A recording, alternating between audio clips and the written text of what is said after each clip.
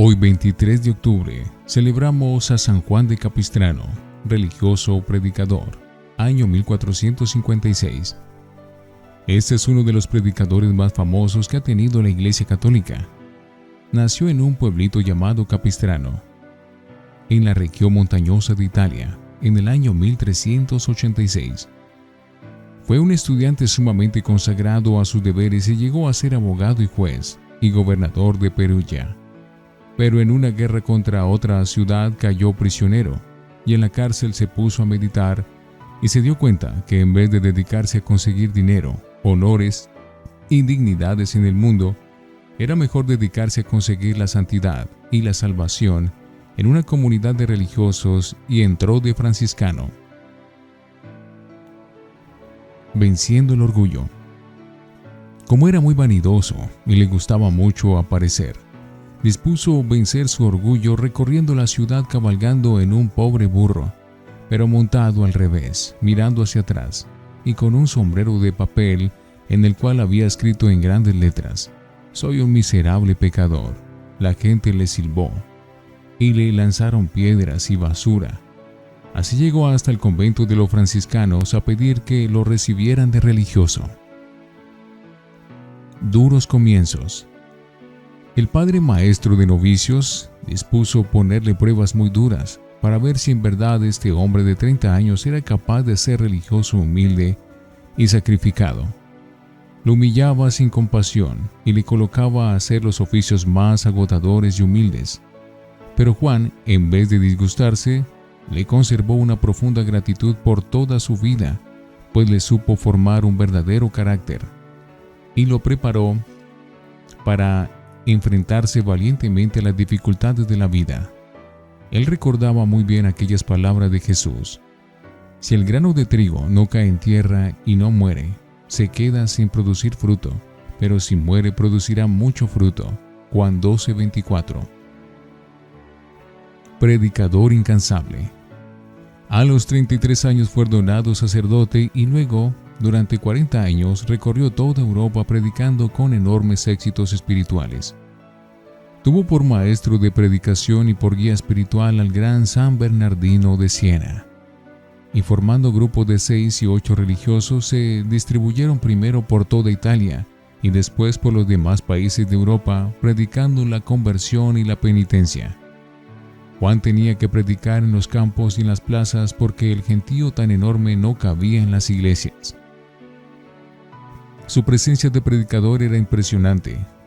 Flaco, pálido, penitente, con voz sonora y penetrante, un semblante luminoso y unos ojos brillantes que parecían traspasar el alma, conmovía hasta los más indiferentes. La gente lo llamaba el Padre Piadoso, el Santo Predicador. Vibraba en la predicación de las verdades eternas. La gente al verlo y oírlo recordaba la figura austera de San Juan Bautista predicando conversión en las orillas del río Jordán, y les repetía las palabras del Bautista: «Raza de víboras, tienen que producir frutos de conversión, porque ya está el hacha de la justicia divina junto a la vida de cada uno, y el árbol que no produce frutos de obras buenas será cortado y echado al fuego». Lucas 3:7-9. Muchos pedían a gritos la confesión, prometiendo cambiar de vida, y estallaban en llanto de arrepentimiento. Las gentes traían sus objetos de superstición y los libros de brujería y otros juegos, y los quemaban en público, en hogueras en la mitad de las plazas. Muchos jóvenes al oírlo predicar se proponían irse de religiosos. En Alemania consiguió 120 jóvenes para las comunidades religiosas y en Polonia 130. Sus sermones eran de 2 o 3 horas, pero a los oyentes se les pasaba el tiempo sin darse cuenta.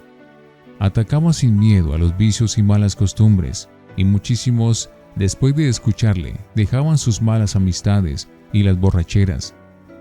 Después de predicar se iba a visitar enfermos y con sus oraciones y su bendición sacerdotal obtenía innumerables curaciones. Penitente. Juan convertía pecadores no solo por su predicación tan elocuente y fuerte, sino por su gran espíritu de penitencia.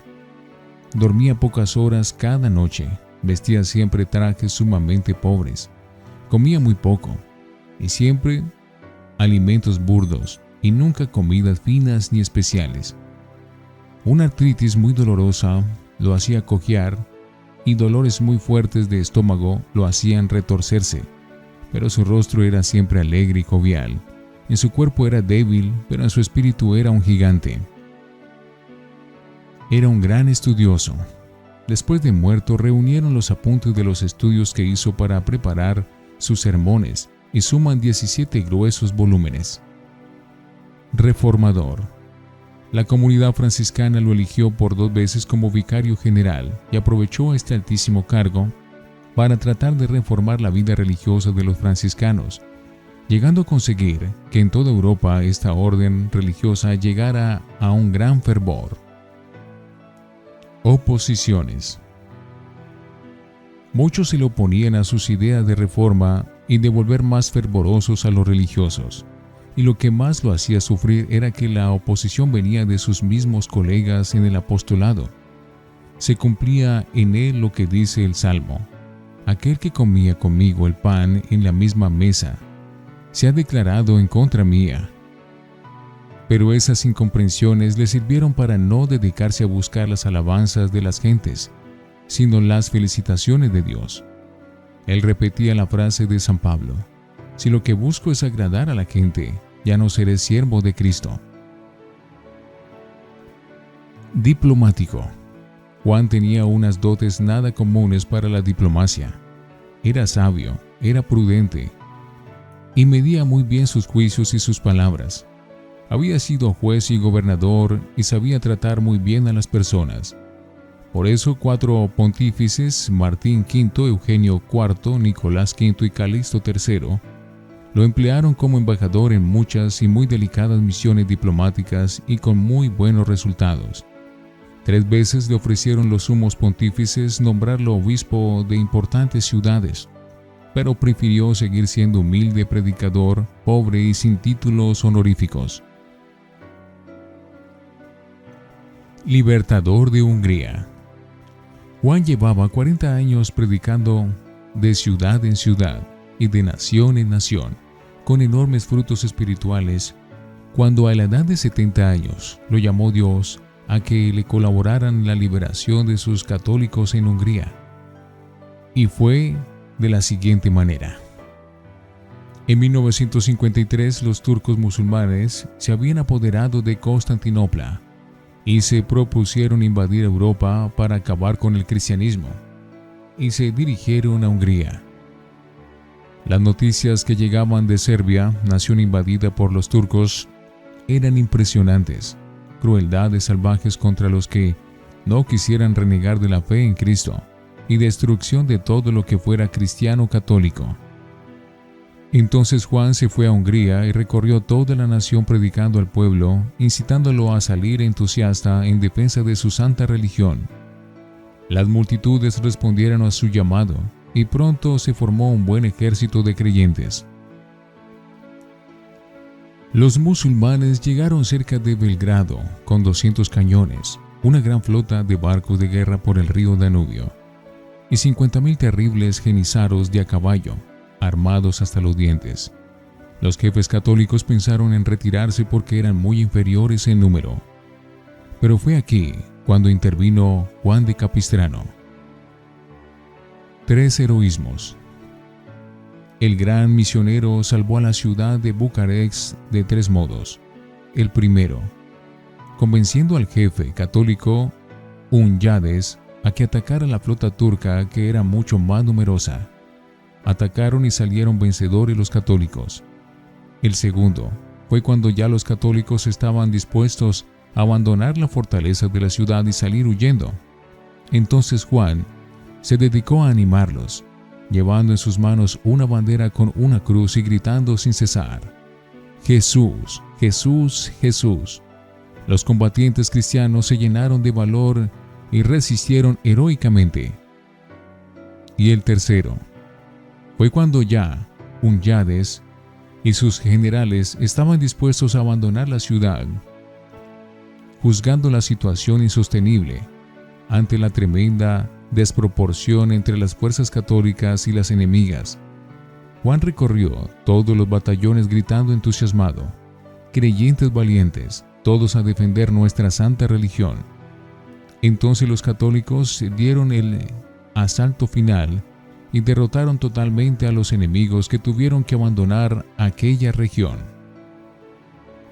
Jamás empleó armas materiales. Sus armas eran la oración, la penitencia y la fuerza irresistible de su predicación. Las gentes decían que aquellos cuarteles de guerreros más parecían casas de religiosos que campamentos militares, porque allí se rezaba y se vivía una vida llena de virtudes. Todos los capellanes celebraban cada día la Santa Misa y predicaban. Muchísimos soldados se confesaban y comulgaban, y los militares repetían en sus batallones: tenemos un capellán santo. Hay que portarse de manera digna, que este gran sacerdote nos dirige. Si nos portamos mal, no vamos a conseguir victorias sino derrotas. Y los oficiales afirmaban: